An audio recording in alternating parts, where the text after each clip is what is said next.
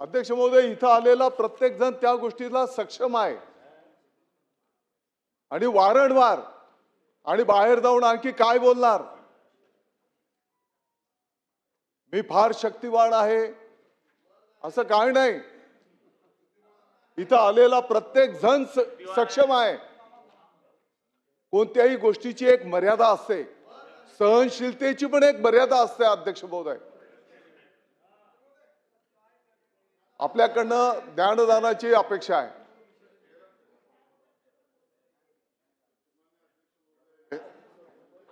सन्माननीय शंभूराजे देसाईजी, सन्माननीय दादा भुसेजी यांनी आपल्या समोर एक गंभीर विषय त्या ठिकाणी चर्चेला या ठिकाणी आणि आपल्याकडनं निर्देशाची अपेक्षा केली. हे खरं आहे की काल प्रांगणामध्ये जे झालं ते आपल्याला सगळ्यांना लज्जास्पदच होतं. या सदनाच्या पूर्ण गरिमेला कुठलेही सदस्य असो, इकडचे किंवा तिकडचे, यांना दुःख वेदना देणारच आपण त्याच्यावर जो काही चौकशी करून संबंधित ज्याच्यावर कारवाई करायची ते करणार, ही सगळ्या महाराष्ट्राची अपेक्षा आहे. मी पुन्हा एकदा आपल्याला विनंती करतो की या सदनातून पुन्हा महाराष्ट्राला, कारण सामान्य माणसाला सुद्धा आज असं वाटतंय की ज्या वर्तमानपत्रातना, दूरचित्रवाहिनीवरना सगळ्या घटना त्यांनी बघितल्या, दोषी कोण याच्यावर मी भास्करराव भाष्य करत नाही. इन्स्टिगेटर कोणतरी असो, प्रिपरेटर कोणी असेल, अग्रेसर कोणी असेल, घटनाक्रमावर कोणतरी असेल, घटना घडवण्यासाठी कोणी काय केलं असेल, मला माहीत नाही. सगळ्याची चौकशी कालही मी म्हटलं आपण कराल आणि दोषी कारवाई कराल आणि आज महाराष्ट्राला याचा संदेश जाऊ द्या. बरोबरीने या सदनामध्ये जो काही प्रकार घडला, ज्याचा उल्लेख शंभूराजे देसाईंनी केला की एकतर हातवारे करणे, त्याच्यातला जो प्रकार आहे त्याचा अश्लील अर्थ निघू शकतो. भास्करराव, आपल्या मनात आहे की नाही हा तुम्ही स्पष्टीकरण द्याल.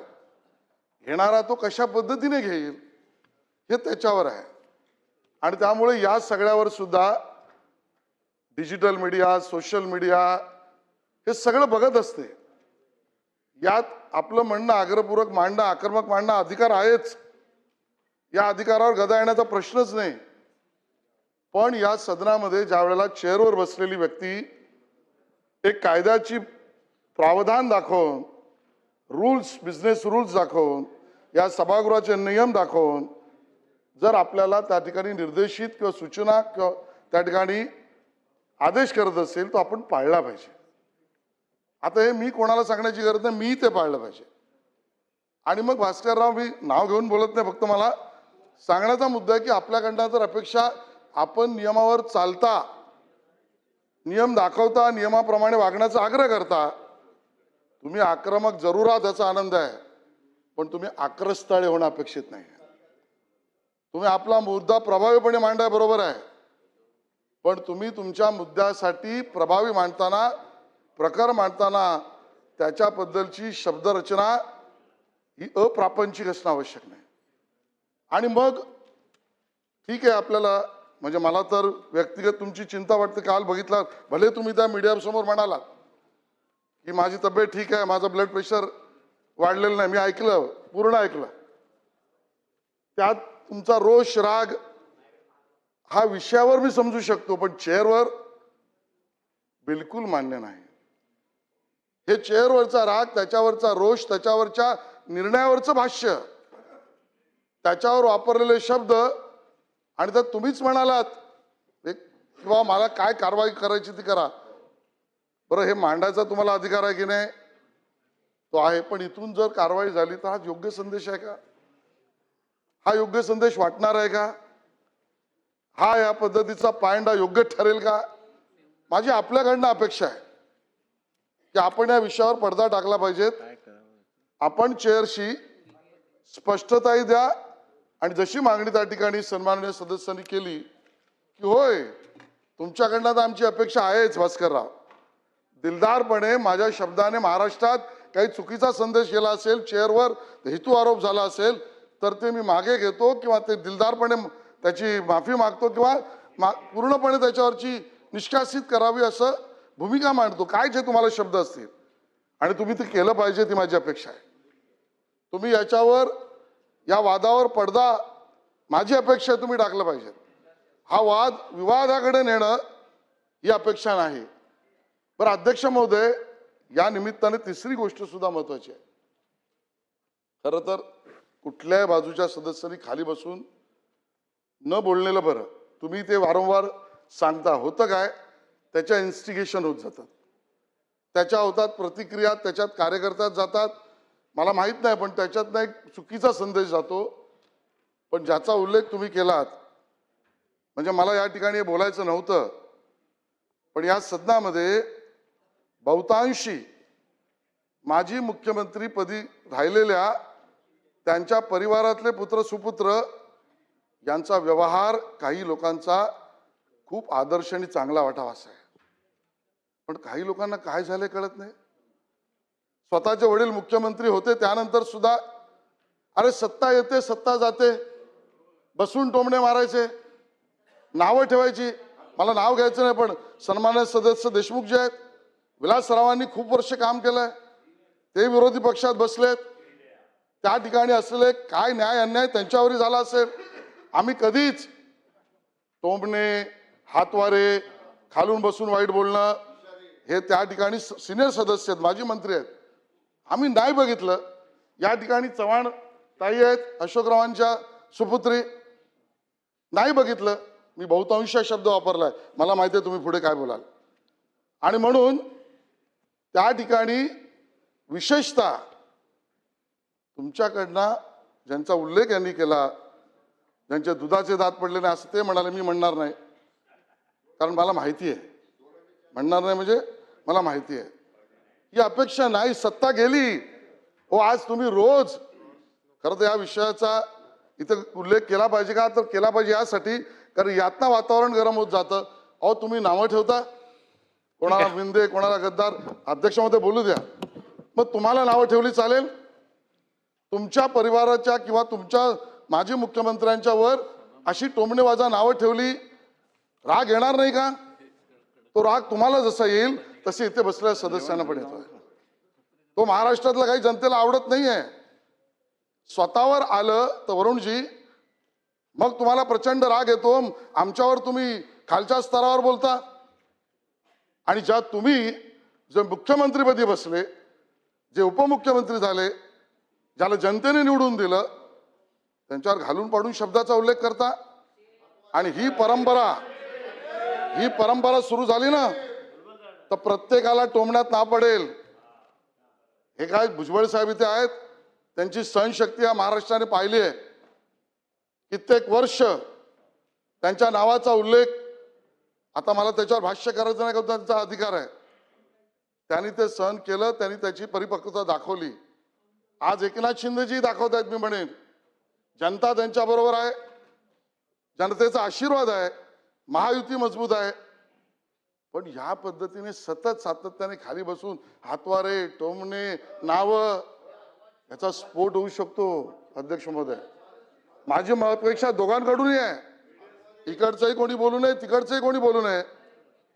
आणि भाषा आणि आपण, मी काय तुम्हाला सुचवावं, ही वेळच येता कामा नये सुचवण्याची. आणि म्हणून मी जास्त वेळ घेत नाही. भास्करराव, तुम्ही वरिष्ठ सदस्य आहात, तुमच्याकडनं आमच्या अपेक्षा खूप आहेत. व्यक्तिशः आहेच, हेतू आरोपा नाही. तुम्ही स्पष्टीकरण देऊन या विषयातला जो गंभीरपूर्वक अन्यथा विचार निघू शकतो, चेअरला वाटतोय, आम्हाला वाटतोय, याच्यातले शब्द मागे घ्या. या विषयावर पडदा माफीनामा टाका, अशी अपेक्षा मी करतो. धन्यवाद. सन्माननीय अध्यक्ष महोदय, मी सभागृहाला आणि आपल्या सर्वांना नम्रपणे एक विनंती करतो. जरूर मला माफी मागितली पाहिजे, मी सुरुवातीला कबूल करतो. पण त्यापूर्वी जसं मी आपलं सर्वांचं म्हणणं ऐकून घेतलं, तसं माझं देखील ऐकून घ्यावं आणि मला वेळ द्यावी आपण. अध्यक्ष महोदय, काल माननीय उपमुख्यमंत्री महोदयांचं भाषण होतं, आपण बघितलं असाल. मी मिनिट इथं बसलेलो होतो, मी उठलेलो नव्हतो. काही कंपल्शन्स जशी अशी जी तुम्हाला आहेत तशी आम्हाला देखील आहेत, नाही अशातला भाग नाहीये. मी यापूर्वी बसून टॉन्टिंग करायचो खालून. गेल्या 4-5 वर्षामध्ये एकदाही मी खालून टॉन्टिंग केलेलं नाही. मी थोडा सभागृहाच्या कामकाजाच्या नियमाबद्दल आणि प्रथे परंपरेबद्दल आग्रही असतो अध्यक्ष महोदय. आपण बघितलं असाल की गेल्या 2-3 अधिवेशनमध्ये पॉइंट ऑफ ऑर्डर मी सातत्यानं उपस्थित करायचो, मी केलेला नाही. ज्या वेळेला एखादा वक्ता बोलत असेल त्यावेळेला समोरून कोण गेला तर क्रॉस म्हणून मी लगेच ओरडायचो. मी ओरडत नाही अध्यक्ष महोदय. परंतु आपण जर बघितलं असाल तर सभागृहामध्ये मी एक शब्द जरी बरं झालं दादा तुम्ही आलात ते, सभागृहामध्ये मी एक शब्द बोलायला जरी गेलो तरी ठरवून होतंय की काय होतंय मला माहीत नाही, ज्याचा उल्लेख माझे मित्र आशिषजींनी केला. मला काही जरी बोलायचं म्हटलं तरी खालून इतक्या कमेंट्स होतात, इतक्या टॉन्टिंग होतं. त्याला काही मर्यादा असल्या पाहिजेत बावनकुळे साहेब. आता आपण कालच्या विषयावर येऊया.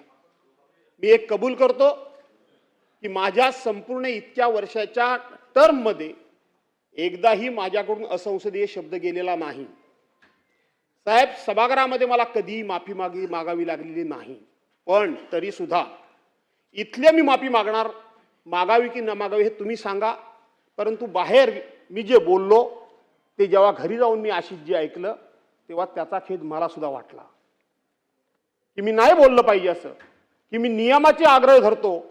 मी या ठिकाणी सभागृह कायद्याने नियमानं चालावा असा जेव्हा सातत्यानं आग्रह धरतो आणि भांडणच करतो मी, तर माझ्याकडून देखील अशा पद्धतीचा प्रभात घडता कामा नये हे मी स्वतःहून मान्य केलेलं आहे. परंतु मी एवढंच सांगतो की जरी आपण 32(3) काल उल्लेख केला, विधानसभा अधिनियमाचा 32(3) उल्लेख केला अध्यक्ष महोदय, मला आपण राईट ऑफ रिप्लाय नसता दिला तरी हरकत नाही आशिषजी, तुम्हाला मान्य करावं लागेल. अशा प्रस्तावावर 293च्या प्रस्तावावर 4-2 प्रश्न सभागृहाला विचारला द्यायची पद्धत आहे. मी 2च प्रश्न विचारणार होतो. मी त्यांच्यात मला बोलू द्या. आपण आपला अभ्यास वगैरे सगळं मला माहिती आहे.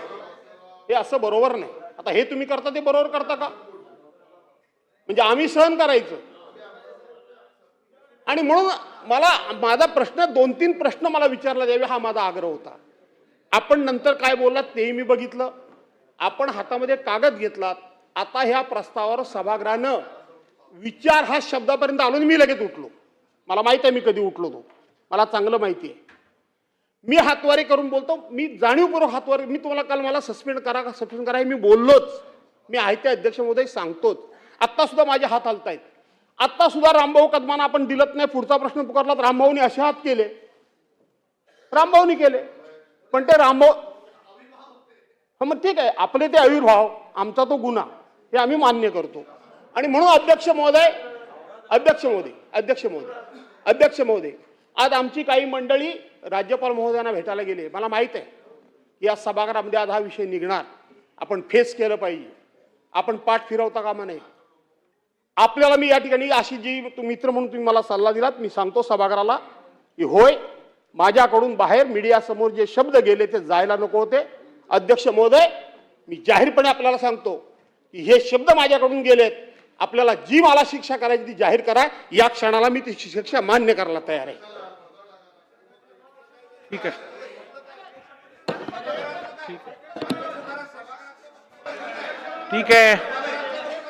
ठीक आहे, बसून घ्या असं काय करत.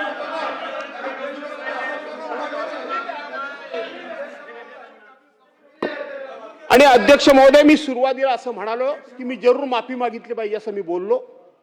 सुरुवातीला मी बोललो, नाही अशातला भाग नाही. त्यामुळं माझं चूकच झाले मी कबूल करतो. माफी मागितली किंवा दिलगिरी व्यक्त केली, माफी सुद्धा मागतो. याच्या उपर आपल्याला जी काही शिक्षा द्यायची आहे ती आपण द्या, मी घ्यायला तयार आहे. ठीक आहे, चला बस झालं आता. सन्मान्य सदस्य, ठीक आहे, सन्मान्य सदस्य भास्कर जाधव साहेबांनी आत्ताच बघा, एक लक्षात घ्या, हा अवमान काय माझा वैयक्तिक नाहीये. हा या सभागृहाचा अवमान होऊ शकेल तर होत असेल. आणि त्यामुळे मला वाटतं आता त्यांनी जी भावना व्यक्त केली आहे ती या सभागृहाने मोठ्या मनाने स्वीकारावी आणि हा विषय संपवावा.